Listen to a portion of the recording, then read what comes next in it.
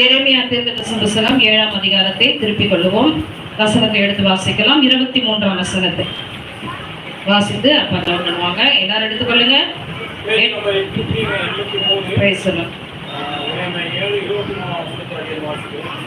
என் வாக்குக்கு செவி கொடுங்கள். அப்பொழுது நான் உங்கள் தேவனாய் இருப்பேன். நீங்கள் என் ஜனமாய் இருப்பீர்கள். நான் உங்களுக்கு கற்பிக்கும் எல்லா வழியிலும் நீங்கள் உங்களுக்கு நன்மை உண்டாகும்படிக்கு நடவுங்கள் என்கிற விசேஷத்தையே அவர்களுக்கு சொல்லி கட்டளையிட்டேன். ஆமென். Pray பண்ணுவோம் எல்லாரும். Thank you Jesus. Hallelujah. நன்றி கர்த்தாவே. சர்வ வல்லவரே மெத்தடிக்கிறோம். அபியானவரே மத்திரலியே. சோத்ரம் கர்த்தாவே நெருங்கிய. எங்கள் பேசுகிறாண்டவரே நீங்க இடைப்படுத்த ஆண்டவரே ஸ்திரப்படுத்த எங்களை ஸ்திரப்படுத்துங்க ராஜா. வார்த்தைகளை நிலைநிறுத்துங்க ஆண்டவரே. ஹல்லேலூயா. மக்கு நன்றி அப்பா. ஹல்லேலூயா. ஸ்தோத்திரம். ஆமென் ஆமென். ஹல்லேலூயா. எரேமியா தீர்க்கதரிசி, அவருக்கு கண்ணீரின் தீர்க்கதரிசி என்ற ஒரு பெயர் இருக்கிறது. ஆண்டவர் அந்த எரேமியாவை பார்த்து சொன்னார். என்ன சொன்னாரு?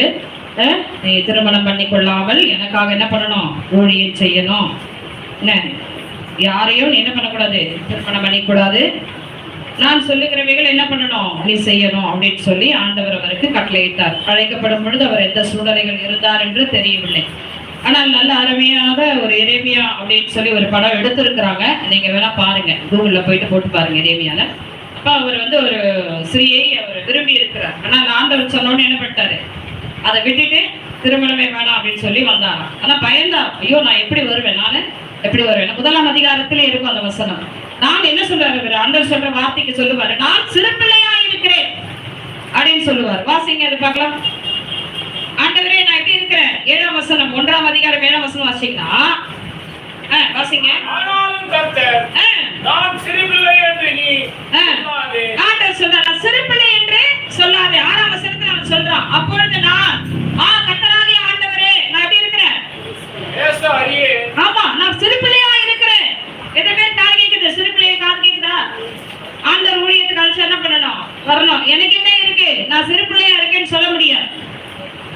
எனக்கு அபிஷேகமா, எனக்கு அழைப்பா, தேவனுடைய காரியமா அப்படின்னு இங்க எரேமியாவை ஆண்டவர் அழைக்கும் பொழுதே அங்க சொல்றாரு. 5ஆம் வசனத்துல கொடுக்கப்பட்ட வாக்குத்தத்தம் தான் அடியாருடைய ரட்சிப்புக்கு ஆண்டவர் கொடுத்த ஒரு வாக்குத்தத்தமா இருந்தது. இதெல்லாம் சொல்றாரு ஆண்டவர். ஜாதிகளுக்கு உன்னை தீர்க்கதரிசியா நான் கட்டளையிடுவேன், தாயின் கருவில உருவாகும் உன்னை அடைப்பேன் அப்படின்னு பேசும்போது அவன் சொல்ற அடுத்த வார்த்தை, நான் சிறுபிள்ளையா இருக்கேன் ஆண்டவரே. நீங்க சொல்றதெல்லாம் என்னால சொல்ல முடியாது. ஆனா அடுத்த வார்த்தையை சொல்றாரு அவர், அப்படி நீ சொல்லாது, நானும் உன்னை அனுப்புகிறேன். எல்லாரிடத்துல நீ போய் என்ன பண்ணும்? நான் உனக்கு கட்டளையிட்ட எல்லாவற்றையும் நீ என்ன பண்ணும்? பேசுவாயாக. நீ அவர்களுக்கு பயப்பட வேண்டாம், உன்னை காக்கும்படிக்கு நான் அப்படி நிறைய வாக்குத்தத்தங்களை இங்க சொல்லுவார். நம்ம என்ன பண்ணுவோம்? அவர் எதுக்காக சொன்னார்லாம் நம்ம தெரிஞ்சுக்க மாட்டோம். ஆனா நமக்கு அந்த நடுவுல இருக்க வார்த்தையை மட்டும் நம்ம எடுத்துவோம், ஒரு வாக்குத்தத்தமா போட்டுருவோம். நீ அவர்களுக்கு பயப்பட வேண்டாம், உன்னை காக்கும்படிக்கு நான் உன்னோட. இது என்ன நினைப்பாங்க? எல்லாம் கடன் வாங்கிட்டோம், கடன் கொடுத்தவங்களுக்கு நம்ம பயப்பட வேண்டாம் ஆண்டவர் தான் சொல்றாரு. அப்படி இல்ல. எரேமியாவை ஆண்டவர் தம்முடைய வேலையை செய்யும்படி இஸ்ரவேல் ஜனங்களுக்கு அவர் தீர்க்கதரிசியாய் அவரை அனுப்பும் பொழுது ஆண்டவர் அவரை தைரியப்படுத்த அவர் அனுப்புறார். பாருங்க, அதை தான் நீங்க அவர் எடுத்த பேசிக்கிட்டே வரார் ஆண்டவர் ஒவ்வொரு காரியம். இதை 7ஆம் அதிகாரத்தை கூட முதல் வசனம் பார்ப்பேன். கர்த்தரால் எரேமியாவுக்கு உண்டான வசனம் அவர் பேசுவாரு. அந்த வார்த்தை சுமந்து கொண்டு போய் ஜனங்களிடத்துல அவர் சொல்லுவான். அதான் இங்க 23ஆம் வசனத்தை ஆண்டவர் சொல்றாரு எரேமியாவை கொண்டு, என் வாக்குக்கு என்ன பண்ணுங்க? அதுதான் சொல்றாரு. முதல்ல என் வாக்குக்கு. சரி, உபாகமம் 28ல 1ஆம் வசனத்தை யாராவது வாசிங்க. உபாகமம் 1ஆம் அதிகாரத்தை 28ஆம் அதிகாரத்திலே 1ஆம் வசனத்தை வாசிக்க கேட்கிறேன். இன்று நான் உனக்கு விதிக்கிறேன் கட்டளையின்படி எல்லாம் என்ன பண்ணணும்? கவனமா இருக்கும்படிக்கு அவர் சத்தத்துக்கு உண்மையாய் செவி கொடுப்பாயானால் ஆமா, அவர் என்ன சொல்றாரு? கவனமாய் கேளு, செவி கொடு. அங்கே சொன்னவர் தான் மறுபடியும் இங்க சொல்றாரு, என் வாக்குக்கு என்ன பண்ணுங்க? அதான் சொல்ற முதல்ல காது கேட்கும். அதனாலதான் நம்முடைய வெளிப்படுத்தும் விசேஷத்துல ஆண்டு சொல்ற காது உள்ளவன் காது இருந்தா என்ன பண்ணு. ஆமா காது இருந்தா கேளு, காது இருக்குமானால் கேளு. அப்படின்னா என்ன ஆண்டவர் என்ன சொல்ற, காது இருக்குது ஆனா என்ன பண்ண மாட்டேன், வார்த்தைக்கு நீ செவி கொடுக்க மாட்டேங்கிற. அதெல்லாம் சொல்ற என் வாக்குக்கு முதல்ல செவி கொடுங்க, கொடுத்தீங்கன்னாதான் நான் உங்கள் தேவனா இருப்பேங்க. நல்ல ஒரு பயங்கரமான ஒரு உடன்படிக்கை ஆண்டவர் செய்யறார். என் வார்த்தைக்கு செவி கொடுப்பாயானால் நான் உன் தேவனா இருப்பேன். நீ சொல்லிக்கலாம் இவர்தான் என்னுடைய தெய்வம், நான் தான் அவருடைய பிள்ளை அப்படின்னு சொல்ல. ஆனா ஆண்டவருடைய உடன்படிக்கை சொல்லப்படுகிறது முதலாவது என் வாக்குக்கு நீ செவி கொடு, அப்பொழுது நான் உனக்கு தேவனா இருப்பேன். அப்புறம் சொல்றாரு நீங்கள் என் ஜனமாய். எவ்வளவு அழகான ஒரு உடன்படிக்கை செஞ்சுட்டே வர பாருங்க. என் வாக்குக்கு முதல்ல நீ செவி கொடுப்பாய், ஆனால் அப்பொழுது நான் உங்கள் தேவனாய் இருப்பேன், நீங்கள் என் ஜனமாய் இருப்பீர்கள். நான் உங்களுக்கு கற்பிக்கும் எல்லா வழியிலும் நீங்கள் உங்களுக்கு நன்மை உண்டாகும்படி நடவுங்கள். அல்லேலூயா. அப்ப அவர் என்ன வழியை காட்டுறாரு, நன்மை உண்டாகிற வழியை ஆண்டவர் காண்பிக்கிறார். அதெல்லாம் இஸ்ரவேல் ஜனங்களிடத்துல சொல்றார், உங்க இஷ்டத்துக்கு நீங்க போகாதீங்க, நன்மை உண்டாகும் வழியை நீங்கள் தெரிந்து கொள்ளுங்க. நான் உங்களுக்கு சொன்னதை செய்ய போகிறேன், செய்யும் அளவு உங்களை என்ன பண்ண மாட்டேன், கைவிட மாட்டேன். அல்லேலூயா அல்லேலூயா. அப்படி நாம மகிமைப்படுவதாக. பிரியமானவர்களே, இந்த அதிகாரத்தை நீங்க வீட்டுல போய் சுவாசிச்சு பாருங்க. ஆண்டவர் அங்கே இஸ்ரவேல் ஜனங்கள் தேவனை விட்டு வழுகி போகும்போது அவர் சொன்ன வார்த்தைகள் எல்லாம் இன்னைக்கு நம்ம ரட்சிக்கப்பட்டு இத்தனை வருஷங்கள் ஆயிட்டு ஏன் இன்னும் நம்ம சிறையிற்கு மாற்றப்படவில்லை, நம்ம வீட்டுல குடும்பத்தில் நம்ம எப்படி இருக்கிறோம், எதனால எப்படி இருக்கோம் அப்படின்னு நினைச்சு பார்க்கும் பொழுது அதுதான் ஆண்டவர் சொல்றார், நீங்க சத்தியத்தை எடுத்து வாசியுங்கள், வேதத்தை வாசியுங்கள், இந்த சத்தியம் உங்களை விடுதலையாகும், சத்தியத்தையும் அறியுங்கள், வேற அற்புதங்களையே நோக்கி போகாதீங்க.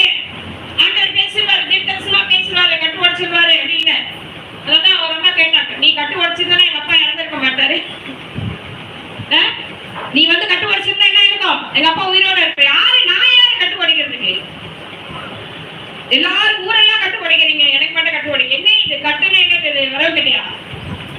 கர்த்தர் நம் கிரியைகளுக்கு ஏற்ற பலனை செய்கிறார், நம்ம என்ன அளக்கிறோமோ அந்த அளவின்படிக்கு தேவன் நமக்கு செய்கிறார். நல்ல ஆவிக்குரிய பிள்ளைகளுக்கு தான் தெரியும், ஆண்டவர் நடத்துவது பிள்ளைகளுக்கு தெரியும். நான் ஜெபிக்கல, அதனால எனக்கு இந்த பிரச்சனை, நான் அவர் கொடுக்க வேண்டியவைகளை செய்யல, அதனாலதான் இந்த போராட்டம். அவன் என்ன பண்ண மாட்டான், ஆவிக்குரியவன் சகலத்தையும் நிதானிக்கிறான்.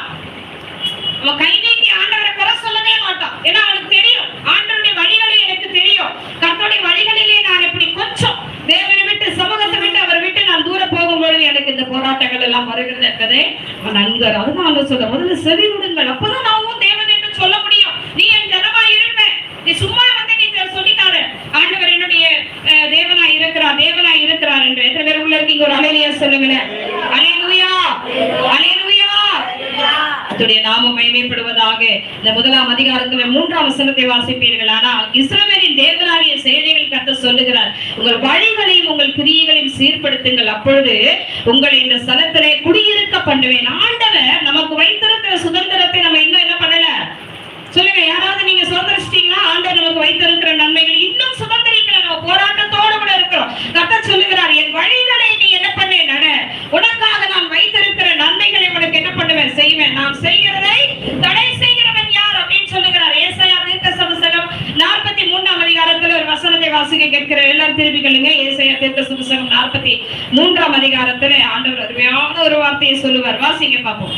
13ஆம் வசனத்தை வாசிங்க. நாள் உண்டாவதற்கு முன்னும் நானே இருக்கிறேன், என் கைக்கு தப்புவிக்கிறவன் இல்லை, நான் செய்கிறதை சொல்றேன், நான் செய்கிறதை தடுப்பவன் யார்? என்ன பிரச்சனை அப்படின்னா, முதல்ல தேவனுடைய வார்த்தைக்கு செவி கொடுக்கவில்லை, அதனால் அவர் நம்முடைய தேவனாய் இருக்கவில்லை. ஆனா 3வது காரியங்கள் நம்ம என்ன பண்றோம், அவருடைய ஜனமாய் நாங்கள் இருக்கிறோம், தேவனுடைய பிள்ளைகளா இருக்கிறோம் என்று சொல்லுகிறோம். ஆனாலும் ஆண்டவர் சொல்லுகிறார், என் வாக்குக்கு என்ன பண்ணு, செவி கொடுங்கள், அப்பொழுது நான் உங்களை என்ன பண்ணுவேன், உங்கள் தேவனாகிய கர்த்தராய் இருப்பேன். அல்லேலூயா. கர்த்தருடைய நாமம் மகிமைப்படுவதாக. பிரியமானவர்களே, ஆண்டவர் இந்த காலவெளியில அவர் இஸ்ரவேல் ஜனங்களை பார்த்து சொன்னதா, இன்னைக்கு அவர் எப்படி இருக்கிறார், அவர் இருக்கிறவராகவே இருக்கிறார். எத்தனை பேர் ஆமென் சொல்றீங்க? அல்லேலூயா. ரொம்ப வேதனைப்பட்டு சொல்றாரு. 16ஆம் வசனத்துல வாசிங்க, எரேமியா கிட்ட ஜனங்கள் செய்கிற கிரியைகளை அவர் வேதனைப்பட்டு அவர் சொல்லுகிற வார்த்தை வாசிங்க. நீ இந்த ஜனத்துக்காக விண்ணப்பம் செய்ய வேண்டாம். என்ன சொல்றாரு? நீங்க ஒரு நாள் நினைக்கலாம், இதெல்லாம் பழைய ஏற்பாடுங்க, நீங்க புதிய ஏற்பாட்டுக்கு வாங்க. இயேசு சொல்லி இருக்கிறார், சமாதானம் சமாதானம் என்று. பூமியில் உங்களை நடத்துகிறவர் பிதாவின் ஆவியானவர். நான் போகிறது உங்களுக்கு என்ன சொன்னாரு? நான் போகிறது உங்களுக்கு இல்ல. நிறைய பேருக்கு நலமா இல்ல. இயேசு வேணா இந்த பூமியில வச்சிருக்கிறாங்க. அவர் சொல்லிட்டு போயிட்டார், நான் போகிறது உங்களுக்கு நலமா இருக்கும். நான் போவேனானால் உங்களை தேற்றபடிக்கு ஒரு தேற்றன மாதிரி உங்களுக்கு அனுப்புவேன். அவர் நான் செய்தவைகள் எல்லாம் உங்களுக்கு நினைப்பூட்டுவார். சகல சத்தியத்திற்குள்ளே உங்களை நடத்துவார். யார் அது? பிதாவின் ஆவியானவர், பரிசுத்த ஆவியானவர் நாட்களை நம்மை நடத்துகிறார். இந்த வார்த்தையை நாம் வாசிக்கும் பொழுது பிரியமா தொடர்ந்து வாசிங்க. அவர்களுக்காக மன்றாடவும் கெஞ்சவும் வேண்டாம். சொல்றவர் யாரு? சொல்லுங்க. சொல்றவர் யாரு? சொல்லுகிற தேவன் யாரு? சேனைகளின் தேவனாகிய கர்த்தர். அநேகருக்காய் ஜெபி என்று சொன்னவர், மற்ற ஆத்துமக்களுக்காக பிரயாசப்படு என்று சொன்னவர், இஸ்ரவேல் ஜனங்களை சீர்திருத்தும்படியாய் தீர்க்கதரிசிகளை ஏற்படுத்தி அனுப்பினவர். சொல்றாரு, நீ இந்த ஜனத்துக்காக விண்ணப்பம் செய்ய வேண்டாம், அவர்களுக்காக மன்றாடவும் கெஞ்சவும் வேண்டாம். என்னிடத்தில் அவர்களுக்காக என்ன பண்ணாத? அறிந்து பேசவும் வேண்டாம். அப்படியே நீ பண்ணினாலும் நான் என்ன பண்ண மாட்டேன், செவி கொடுப்பதில்லை. உண்மையான தேவனுடைய பிள்ளைகளை, ஆண்டோட வாயில் இந்த வார்த்தைகள் வருமானால் இவ்வளவு அவர் வேதனைப்பட்டு இருப்பார் என்பதை இந்த அதிகாரத்தை முழுவதும் நீங்கள் வாசிப்பீர்களானால், நாங்களும் விக்கிர ஆராதனை செய்யணுங்க, நான் எந்த காரியம் செய்யறேங்கன்னு சொன்னா ஆண்டுடைய பார்வையில் நம்ம பார்த்து கொண்டிருக்கிறோம். இன்னைக்கு ஏன் இந்த போராட்டங்கள், ஏன் இந்த நிலைகள்? பிரியமானே, ஆண்டவர் கர்த்தர் சொல்லுகிற வார்த்தை, அவருடைய வார்த்தைக்கு நீங்கள் செவி கொடுங்கள், அப்பொழுது நான் உங்கள் தேவனாய். ஆண்டவரே தம்முடைய தீர்க்கதரிசியை பார்த்து சொல்லுகிறார், நீ என்ன பண்ணாதே, இந்த ஜனத்துக்காக விண்ணப்பம் பண்ணாதே, அவளுக்காய் கெஞ்சாதே, மன்றாடாதே அப்படின்னு சொல்லிய வார்த்தைகளை சொல்லுகிறேன். இன்னொரு வசனத்தை கூட வாசிக்க கேட்கிறேன். வாசிங்க. 26 வசனத்தை வாசிங்க. உங்கள் பிதாக்கள் எகிப்து தேசத்திலிருந்து புறப்பட்ட நாள் முதல் இந்நாள் மட்டும் நான் தீர்க்கதரிசிகளாகிய என் ஊழியக்காரரை எல்லாம் தினம் தினம் உங்கள் அண்டைக்கு ஏற்கனவே அனுப்பி கொண்டிருந்தேன். சொல்றார் ஆண்டவர், தீர்க்கதரிசிகளை அனுப்பிட்டே இருக்கிறேன். நீ சீர் பொருந்தும்படிக்கு, என் சமூகத்தை தேடி வரும்படி, என் வார்த்தைக்கு நீ செவி கொடுக்கும்படிக்கு, உன்னை நான் நேசித்தபடினாலே தீர்க்கதரிசிகளை அனுப்பினேன், என் வார்த்தைகளை சொல்லும்படிக்கு. ஆனாலும் அவர்கள் என் சொல்லை என்ன பண்ணல, கேளாமலும் தங்கள் செவியை சாயாமலும் போய் தங்கள் கழுத்தை என்ன பண்ணாங்க, கடினப்படுத்தி தங்கள் பிதாக்களை பார்க்கிற. ஆண்டவர் சொல்லுகிறார், பிதாக்களை பார்க்கிற அதிகமான பாவத்தை நீ செய்கிறாய். ஆண்டவர் சொல்லுகிறார், நீங்க கேட்கலாம், நாங்க என்ன செய்தோம்? அனுதினமும் தேவனுடைய சமூகத்திலே தரித்திருந்து சொல்லுகிறவைகளை நாம் கீழ்ப்படிந்து அந்த வசனத்துக்கு சொல்ற வசனத்தை நம்ம வாசிச்சாதான், அந்த வசனம் தான் இன்னைக்கு ஆண்டவர் சொல்லுகிறார். வேதத்தை எடுத்து வாசிக்கிறது இல்லை, என்ன குறிச்சு சாட்சி கொடுக்கிறவைகளும் இவைகள் தான். எத்தனை பேர் இன்னைக்கு காலையில பைபிள் எடுத்து வாசிச்சீங்க? ஒரு அதிகாரமா நான் வாசிச்சேன்னு சொல்றாங்க, கை தூக்குங்க.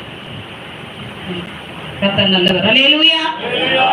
காலையில எழுந்து தேவனுடைய வசனத்தை எடுத்து அவர் நம்மை நடத்துகிறதுக்கு நம்ம என்ன பண்ணணும்? அவர் இன்னைக்கு என்னோட எந்த வார்த்தையோடு கூட அவர் பேச போகிறார் என்று நீங்கள் அவர் சமூகத்திலே காத்திருந்து இந்த வார்த்தைகளை வாசிக்கும் போது அவர் என்ன பண்றாரு? உங்களை சீர்பொருந்த பண்ணுகிறார். அந்த வசனம் தான் உங்களை வழி நடத்தும். அற்புதங்களையும் அதிசயங்களும் எப்படி கிடையாது. ஒரு காலகட்டத்தில் நாங்க தீர்க்கதரிசிகளை நம்பி 10, 20 தடவை, ஒரு நாளைக்கு 50 தடவை அவனுக்கு போன் பண்ணிட்டே இருப்பேன். ஒரு 2 நிமிஷம் ஜாப் பண்ணப்ப ஆண்டவர் என்னப்பா 1/2 மணி நேரமாப்பா பேசுறாரு, இதான் கேட்பேன். ஆண்டவர் 1/2 மணி நேரமா பேசுறாரு, ஒரு 2 செகண்ட் கூட இல்ல, அந்த வார்த்தை கொஞ்சம் கொடுத்துருப்பா அப்படின்னா ஆண்டவர் உங்க போனை எடுக்க கூட சொல்லுவார். பயங்கரமா சொல்லுவோம். உட்கார்ந்து உங்களுக்கு பைபிள் கொடுத்தாங்கக்கா, அதை எடுத்து வாசிங்க, ஆண்டவர் உங்களோட கூட பேசுவார். சோத்திர பலியிடுங்கக்கா, நீங்க தனியா ஜெபம் பண்ணுங்க, ஆண்டவருடைய சமூகத்துல காத்துருங்க, கர்த்தர் உங்களோட இடைப்படுவார், அந்த வழிகளை உங்களுக்கு காண்பிப்பார். அவர் சத்தத்துக்கு செவி கொடுங்கள். எங்களை நடத்தின ஊழியக்காரர்களே ஆண்டவர் என்ன பண்ணாரு? தூர தள்ளிட்டாரு. ஏன்னா யாரையும் நம்ம அதிகமாய் பார்க்க ஆரம்பிச்சுட்டோம், ஊழியக்காரர்களே அதிகமாய் தேட ஆரம்பித்துட்டோம்.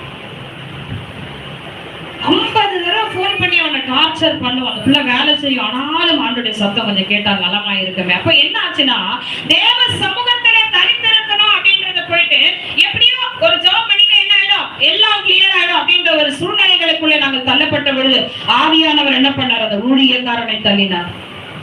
நீ என்னை தேடு, என் சமூகத்தை தேடு, என் முகத்தை தேடு. இங்க இஸ்ரவேல் ஜனங்கள் அவர்கள் என்ன பண்ணாங்க? கர்த்தருடைய சமூகத்தை விட்டு அவர்கள் விலகினார்கள். 4ஆம் வசனம் சொல்லுது, கர்த்தரின் ஆலயம், கர்த்தரின் ஆலயம், கர்த்தரின் ஆலயம் இதுவே என்று சொல்லி பொய் வார்த்தைகளை நம்பிக்கொள்ளாதிருங்கள்.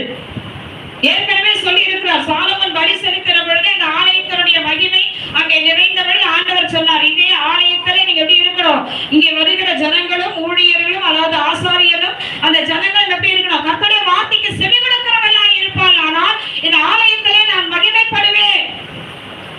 இந்த ஸ்தலத்திலே சொல்லப்படுகிற ஜனங்கள் என்ன பண்ணப்படும், கேட்கப்படும், என் செவிகள் கவனிக்கிறவமாய் இருக்கும். ஆதியிலே நமக்கு என்ன இருந்தது, வார்த்தை இருந்தது. அந்த வார்த்தை சொல்லுங்க, தேவனிடத்தில் இருந்த அந்த வார்த்தை தேவனாகவே இருந்தது என்று யோவான் சுவிசேஷம் 1ஆம் அதிகாரம் 1ஆம் வசனத்துல சொல்லப்பட்டிருக்கிறது. ஆதியின் வார்த்தை, அந்த வார்த்தை தான் நம்ம இன்னைக்கு நடத்தணும். வேதத்தை எடுத்து வாசித்து தேவன் தம்முடைய காரியங்களை என்ன வெளிப்படுத்துகிறார் என்னுடைய வாழ்க்கையில சில அவருடைய சமூகத்திலே நீங்கள் காத்து இருக்கிறவர்களாய் இருக்க வேண்டும். ஒரு அலையிலே சொல்லுங்களேன், அல்லேலூயா அல்லேலூயா. 5ஆம் வசனத்தை வாசிங்கப்பா, 7:5.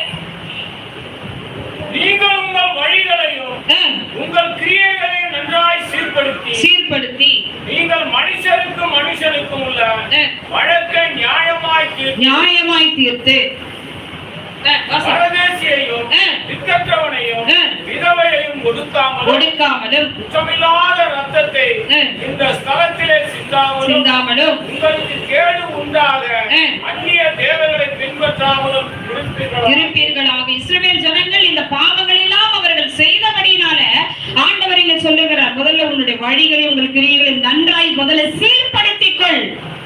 உன் வழிகளை முதல்ல என்ன பண்ணு, சீர்படுத்திக்கொள். உன் கிரியைகளை சீர்படுத்திக்கொள். அல்லேலூயா. மனுஷனுக்குள்ள வழக்கை என்ன பண்ணு, சொல்லுங்க. யாராவது உங்க இடத்துல நியாயாதிபதியா உங்களை வச்சு உங்களிடத்துல வருவாங்க, ஆண்டவர் சொல்லுகிறார், அதையும் அப்போ கர்த்தர் எல்லாவற்றுமே நம்மை பார்த்து கொண்டு இருக்கிறார். சொல்றார், நியாயமானபடிக்கு அதை தீர்த்து பரதேசியையும் திக்கற்றவரையும் விதவையும் ஒடுக்காமல் குற்றமில்லாத ரத்தத்தை இந்த ஸ்தலத்திலே சிந்தாமல் உங்களுக்கு கேடுண்டாக அந்நிய தேவனை பின்பற்றாமலும் இருப்பீர்களாகில் அப்பொழுது நான் உங்கள் பிதாக்களுக்கு கொடுத்த தேசமாக இந்த ஸ்தலத்தில் உங்களை என்ன பண்ணுவேன், சதா காலமும் குடியிருக்க பண்ணுவேன். கானான் தேசமாகிய அந்த பாலும் தேனும் ஓடுகிற கானான் தேசம், அது நமக்கு இப்ப கானான் தேசம் எது சொல்லுங்க பாப்பா, சொல்லுங்க. எது கானான் தேசமா இருக்கு? ஒருத்தர் சொல்ல மாட்டீங்க. பரலோகம் தாங்க நமக்கு கானான் தேசம். பாலும் தேடும் ஓடுகிற தேசம் அதுதான். நம்ம வீட்டையும் இடிச்சு கட்டுறது இல்லை. அந்த கானான் தேசத்துக்குள்ள பிரவேசிக்கிறதுக்கு தான் இன்னைக்கு நம்ம என்ன பண்றோம், வனாந்திர பாதையில் ஆண்டவர் நடத்திட்டு வர்றார், நம்மை நெருக்கத்தின் பாதையிலே நடத்திட்டு வர்றார். அல்லேலூயா. அம்மா இறந்துட்டாங்க, அவங்கள பரலோகத்துல ஆண்டவர் பரதேசிக்கு அழகா கொண்டு போயிட்டார். எவ்வளவு அற்புதமான ஒரு காரியம். இந்த பூமியிலே அவங்க பட்ட பாடுகளுக்கு வியாதியின் அபூர்வமான ஒரு வியாதியின் படுக்கையில இருந்து பூமியின் கிரியைகளை எல்லாத்தையும் சரி கட்டி ஆண்டவர் அவர்களை எடுத்துட்டார். அவங்க இருக்கும்போது ஒருத்தவங்களும் கூட வந்து அவங்களுக்கு பணிவிடை செய்யல. ஆனா பாருங்க, அவங்க இறந்துட்டவனே போட்டோ வச்சு எனக்கு செம்ம டென்ஷன். முதல் சீட்ல உட்காந்துட்டேன். என் அம்மாவுக்கு ஸ்கிரீன் போடு, என் அம்மாவுக்கு மாலை போடு, என் அம்மாவுக்கு பூ எடுத்து போடு. எந்த அம்மாவுக்கு போடு? உயிரோடு இருக்கும்போது ஒருத்தர் அதுக்கு செய்ய, அதன் கிரியைகளை செய்ய வேண்டியவர் தூரத்துல நிற்கிறார். அவங்களுக்கு பணிவிடை செய்த அருமையான தகப்பனார் எங்க இருக்காரு? அவர் எங்கேயோ தூரத்துல நின்று யாரும் வரலையேன்னு பார்த்துட்டு இருக்காரு. அவங்க வியாதி படுக்கையில இருக்கும்போது அவங்களை விசாரிக்காதவர்கள் வந்து என்ன பண்ணிட்டாங்க, அம்மா அப்பா. ஒரு மனுஷன் உயிரோடு இருக்கும் பொழுது என்ன பண்ணணும் சொல்லுங்க, அவர்களை பேசி. மரித்து போன பிறகு ஒண்ணுமே கிடையாது. தாயும் தகப்பனையும் என்ன பண்ணு, கணம் பண்ணுவாயாக. அல்லேலூயா. என்ற கட்டளையாக சொல்லி இருக்கிறார். இப்ப இஸ்ரவேல் ஜனங்கள் அந்த 10 கட்டளைகளுடைய கிரியில் அவர் என்ன பண்ணாங்க, மறந்து தூரம் போனார்கள். அதனாலதான் ஆண்டவர் சொல்லுகிறார், என் வார்த்தைக்கு என்ன பண்ண, செவி கொடு. மறுபடியும் என் வார்த்தைக்கு நீ செவி கொடு. அல்லேலூயா அல்லேலூயா. 10ஆம் வசனத்துல சொல்லுகிறார், பிற்பாடு வந்து என் நாமம் தரிக்கப்பட்ட இந்த ஆலயத்தில் எனக்கு முன்பாக நின்று இந்த அருவருப்புகளை எல்லாம் செய்வதற்கு விடுதலை பெற்றிருக்கிறோம் என்று சொல்வீர்களோ? நான் பிடிக்காத எனக்கு பிரியமில்லாத வழிகளிலே நீ நடந்து வந்துட்டு பிறகு என்னிடத்துல வந்து நீ சாட்சி கொடுப்பாயோ, இந்த தேவாலயத்துல வந்து நீ நிற்பாயோ அப்படின்னு ஆண்டவர் கேட்கிறார். என் நாமம் தரிக்கப்பட்ட இந்த ஆலயம் உங்கள் பார்வைக்கு எப்படி இருக்கு? கல்லறுக்குவையாயிற்று. அப்ப தேவனுடைய சமூகத்துக்கு வரும் பொழுது யாரா இருந்தாலும் எப்படி வரணும்? பயபக்தி உள்ளவர்களாய் வர வேண்டும். ஆலயத்துல மனம் பதறி துணிகரமாய் பேசாதன்னு சொல்லியிருக்கார் பிரசங்கி 5ஆம் அதிகாரத்தில். நம்ம தேவாலயத்துக்கு வரும்பொழுது எப்படி வரணும்? பயபக்தியோடு கூட நாம் வருகிறவர்களாய் காணப்பட வேண்டும். அல்லேலூயா. ஆனா சொல்றாரு, ஆனா இதெல்லாம் செஞ்சுட்டு என்னுடைய ஆலயத்துக்கு வரும்போது எப்படி இருப்பேன்? ஆனா ஆண்டவர் சொல்றார், என் பார்வைக்கு என்னுடைய ஆலயத்தை நீ கல்லர் குகையாக்கினையோ, இதோ நானும் இதை கண்டேன் என்று கர்த்தர் சொல்லுகிறார். அல்லேலூயா. கர்த்தருடைய நாமம் மகிமைப்படுவதாக. உங்கள் பிதாக்கள் எகிப்திலிருந்து புறப்பட்ட நாள் முதல் இந்நாள் வரைக்கும் உங்களை வழி நடத்துகிறதுக்கு நான் வேத வசனங்களை அனுப்பினேன். வாகனத்துல ஒரு வார்த்தையை அனுப்பினேன், வீட்டுல ஒட்டி இருக்கிறதான அந்த வார்த்தைகளை அனுப்பினேன். எப்படியாவது மனம் திரும்பி என்னுடைய சமூகத்துக்கு வந்து என் வார்த்தைக்கு செவி கொடுப்புகள் என்ற வேத வசனங்களை நீங்கள் நின்றாய் ஆண்டவர் சொல்லுகிறார். இன்னைக்கு பாரத்தோடு வேத வசனங்களை எடுத்து வாசியுங்கள். படிக்கிறதுக்கு கண் இருக்கும் பொழுது என்ன பண்ணுங்க, வாசிங்க. கண்ணு தெரியல, நம்மளால என்ன பண்ண முடியாது. தாயார் படுக்கையில விழுகிறதுக்கு முன்னாடி அவங்களுக்கு கண்ணு போயிடுச்சு, கண்ணு தெரியவே இல்லை. நமக்கு நல்ல சரீரத்துல வெள்ளனையும் ஆண்டவர் ஆரோக்கியத்தை கொடுக்கும் போது நல்ல கரங்களை தட்டி ஆராதிக்கணும், நல்ல வாய்களை திறந்து தேவனை ஆராதிக்கணும், வேத வசனங்களை எடுத்து வாசிக்கணும். ஆண்டவருக்கு நம்ம செய்கிற அந்த காரியங்கள் அவருடைய சித்தம் என்னது என்பதை அறிந்து கொள்கிறவர்களா இருக்க வேண்டும். ஒரு அலையிலேயே சொல்லுங்களேன், அல்லேலூயா அல்லேலூயா. 27ஆம் வசனத்திலே, நீ இந்த வார்த்தைகள் எல்லாம் அவர்களுக்கு சொன்னாலும் அவங்க என்ன பண்ண மாட்டாங்க. அதையும் சொல்றார், அவங்க வணங்கா கழுத்துள்ளவர்கள் என்ன சொன்னாலும் இந்த காதுல கேட்டு விட்டுருவாங்க. போன வாரம் என்ன செய்தி எடுத்தேன்னு சொல்லி கேட்டு பாருங்க, எவ்வளவு பேர் சொல்லுவாங்க என்ன வசனம் நோட்டை திருப்பி பார்ப்பாங்க. போன வாரம் எழுதணும் அது எங்க. ஏன்னா இந்த வாரத்தோட என்ன பண்ற, எடுக்கிற வார்த்தைகளை நம்ம விட்டு விடுகிறோம். வீட்டுல போய் எடுத்து வாசித்து தேவன சமூகத்துல வார்த்தை வந்திருக்கிறது, இது எப்படிப்பட்டதா இருக்கிறது அப்படின்னு சொல்லி ஆராய்ந்து பார்க்கிறவங்களா இருக்க வேண்டும். வடியருக விழுந்த விதை என்ன ஆகுது, பறவைகள் வந்து பட்சித்து போடுகிறது. முள்ளுள்ள இடங்களை விழுந்த விதை அதிக பலன் கொடுக்காதபடி முள் அதை நெருக்கி போடுகிறது. கற்பாறையிலே விழுந்த விதை தீந்து போகிறது. அதிக மண் இல்லை, வேறு கொடுக்க முடியல. ஆனா நல்ல நிலத்துல விழுந்த விதைகளும் அதுதான் ஆண்டவர் கேட்க, நல்ல நிலமாக உன்னை பயன்படுத்தபடிக்குத்தான் உன்னை என்னுடைய இடத்துக்கு கொண்டு வந்து உன்னை வைத்து இருக்கிறேன். ஆண்டவர் சொல்றாரு, அவருக்கு தெரியும். அதான் சொல்ற 26ஆம் வசனம், ஆனாலும் அவர்கள் என் சொல்லை கேளாமலும் தங்கள் செவியை சாயாமலும் போய் தங்கள் கழுத்தை கடினப்படுத்திக் கொண்டார்கள். 27ஆம் வசனத்துல எரேமியா தீர்க்கதரிசிட்ட சொல்றார், நீ இந்த வார்த்தைகள் எல்லாம் அவர்களுக்கு சொன்னாலும் அவர்கள் உனக்கு என்ன பண்ண மாட்டாங்க, செவி கொடுக்க மாட்டாங்க. நீ அவர்களை நோக்கி கூப்பிட்டால் அவர்கள் உனக்கு என்ன பண்ண மாட்டாங்க, எம்மா எம்மா கூட என்ன பண்ணுவாங்க, நீ கிடக்கிற போமா அப்படின்னு போயிட்டே இருப்பாங்க. ஆண்டவர் திட்டமாய் சொல்லுகிறார்கள். எவ்வளவு மகிமையான தேவன். இன்றைக்கு நடக்கிறவைகளை அவர் முன்னமே இந்த வேதத்தில் அவர் எழுதி வைத்திருக்கிறார். என்ன சொன்னாலும் சரி, நான் உனக்கு மறு உத்தரவு கொடுக்க மாட்டார்கள். ஆகையால் தங்கள் தேவனாகிய கர்த்தருடைய சத்தத்தை அவர்கள் கேளாமலும் புத்தியை ஏற்றுக்கொள்ளாமலும் இருக்கிற ஜாதி இதுதான் என்றும் சத்தியம் அழிந்து அது அவர்கள் வாயிலிருந்து அற்று போனதென்றும் அவர்களுக்கு சொல்றார். சத்தியத்தை வச்சு அவர் சொல்றாரு. வசனத்தை தெளிவாய் வாசிங்க. 28. ஆகையால் தங்கள் தேவனாகிய கர்த்தருடைய சத்தத்தை கேளாமலும் புத்தியை ஏற்றுக்கொள்ளாமலும் இருக்கிற ஜாதி இதுதான் என்றும் சத்தியம் அழிந்து அது அவர்கள் வாயிலிருந்து அற்றுப்போனது என்றும் அவர்களுக்கு சொல். அதான் சொல்றேன், அவங்க வார்த்தைக்கே செவி கொடுக்க மாட்டாங்க, என் புத்தியை ஏற்றுக்கொள்ள மாட்டார்கள். அப்படிப்பட்ட ஒரு ஜாதி இதுதான். நிறைய பேர் நம்ம சொல்றோம், இது வந்து அவங்க அப்பா ஜாதி, இது அவங்க அம்மா ஜாதி, இது இந்த ஜாதி தான் அப்படிதான் இருக்கும்னு சொல்ல. ஆண்டவரே நம்மள சொல்ற பாருங்க, வார்த்தையே கேட்காத ஒரு ஜாதி இவர்கள் தான். யாரை பத்தி சொல்றாரு, இவர்கள் என் ஜனம் அப்படிதானே சொல்றாரு. ஏசாயா 43:26 வசனத்தை, இந்த ஜனத்தை எனக்கென்று அவர் இவர்கள் சொல்றார். யாருங்க எங்க அப்பா அப்படின்னு நான் சொல்றேன். ஆண்டவர் சொல்லு, இவர் என்னுடைய ஜாதி, என் நாமம் தரிக்கப்பட்டவர். அவர் பாக்குற விதம். அல்லேலூயா. நான் சொல்லுவேன், எனக்கு நல்லா தெரியும் சிஸ்டர். நான் சொல்றேன், இவன் என்னுடைய மகன், நாமம் தரிக்கப்பட்டவர், என் வார்த்தையை சொல்லும்படிக்கு நான் தெரிஞ்சிருக்கேன், என் சத்தத்துக்கு செல்வது. அப்படி கர்த்தர் நம்மை குறித்து சொல்லணும். அல்லேலூயா. ஆனால் அவர் சொல்லுகிற வார்த்தையை பாருங்க, அவர் உங்களுக்கு செவி கொடுக்க மாட்டார்கள். ஆகையால் தங்கள் தேவனாகிய கர்த்தருடைய சத்தத்தை கேளாமல் புத்தியை ஏற்றுக்கொள்ளாமல் இருக்கிற இந்த சாதி பிரியமானவர்களே, ஆண்டவருடைய வார்த்தை ஒரு நாளும் இஸ்ரவேல் ஜனங்களை அன்றைக்கு சொன்னது போல நம்முடைய வாழ்க்கையிலே வந்து விடக்கூடாது. 30ஆம் வசனத்துல சொல்றார், யூதா புத்திரர் என் பார்வைக்கு பொல்லாப்பானதை அவர்கள் செய்தார்கள். வாயின் வார்த்தைகள் ஜாக்கிரதையா இருக்கட்டும். யாரை குறித்து பேசவேன், ஒரு பிரதியத்திலும் சொல்லுவேன். வாயின் வார்த்தைகள் சொற்களின் மிகுதியினால் பாவம் இல்லாமல் போவாது என்று வேத வசனம் சொல்லுது. ஒரு அவிசுவாசியம் பேசும்பொழுது கர்த்தர் அங்க போய் நின்று கேட்க மாட்டார். ஒரு விசுவாசி, அவர் நாமம் தரிக்கப்பட்ட ஒரு மகள் இன்னொரு நாமம் தரிக்கப்பட்ட அதே தேவனுடைய நாமம் தரிக்கப்பட்ட மகளோடு கூட பேசும்பொழுது கர்த்தர் அதை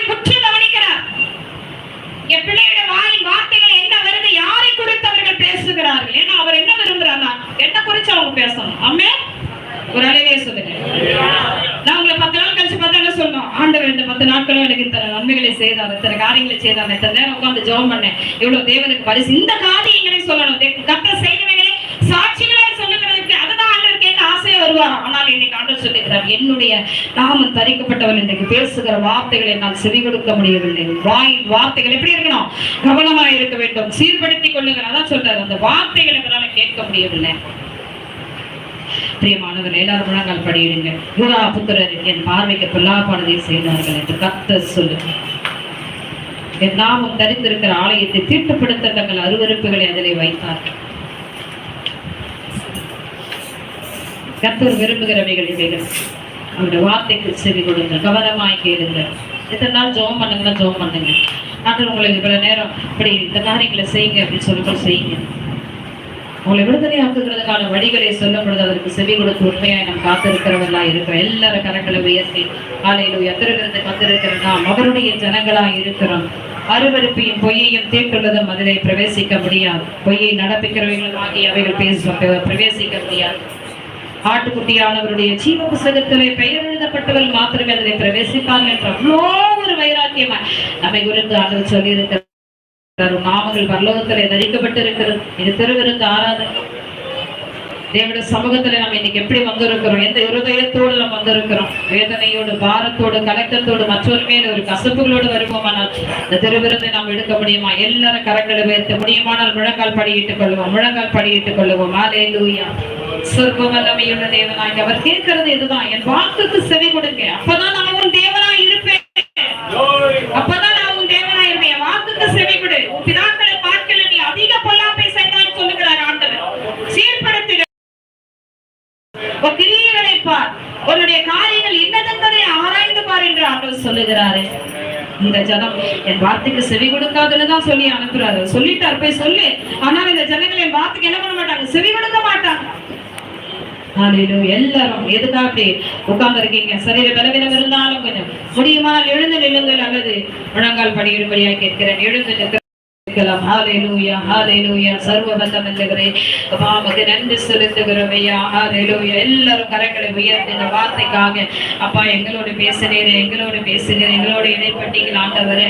யாருக்காக அந்த நியாயப்பிரமாணம்? பாவத்தை செய்கிறவர்களுக்கு தான் அந்த நியாயப்பிரமாணம். பாவம் செய்யாத எப்படி இருக்கு என்று சொல்லி வெளிப்படுத்தும்படியா பிரியமானவரே கர்த்தருடைய ஆவியானவர் இந்த மதிய வேளையிலே நம்மோடு கூட இடைப்பட்டுக் கொண்டிருக்கிறார். அருமையான தகப்பனார், இந்த வார்த்தைக்காய் ஜெபிக்கும்படியாய் கேட்கிறேன். எல்லாரும் சேர்ந்து ஜெபிப்போம். Hallelujah. Suramadare Divaladara Manadi Dikadadura Divaladara Divala Shere Niyadara Koladara Vere Vere Vere Vere Vere Vere Vere Vere Kaladara Koladura Riyanda Rikamadura Vara Vashva Baba Baba Rikamadura Vara Riyanda Rikamadura Vara Vashva Baba Bari Bara Bara Bari Andura Vara Vara Koladara Dura Riyandura Riyakara Vara Vashve Hallelujah Hallelujah Hallelujah Hallelujah Sarvavallavare Swadaraya Viratadara Manadi Devi Devi Ishika Padadura Kadevadare Raduladurume Baba Baba Shve Dede Dede Yakura Yakara Vara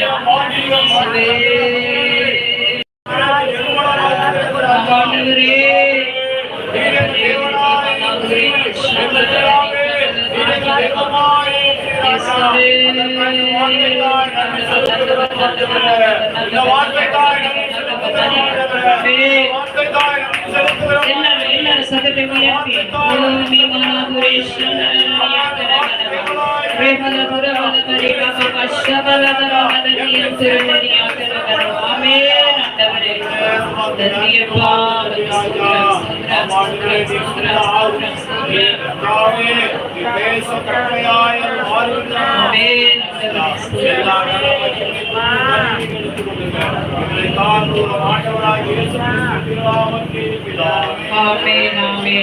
கர்த்தர் நல்லவர், நம்மோடு கூட அவர் இடைப்பட்டபடி நான் கரங்களை தட்டி கர்த்தரை சுதந்திரமாக்குவோம். கரங்களை தட்டி உற்சாகமாய் எழுந்து நின்று கர்த்தருக்கு காணிக்கை படைப்போம். காணிக்கைக்காக நம்முடைய கெட்ஸை ஜெபிச்சு பாடல் பாடுவார்கள். திருவிருந்து ஆராதனைக்கு நம்ம ஆயத்தமாகி விடுவோம். Praise the Lord.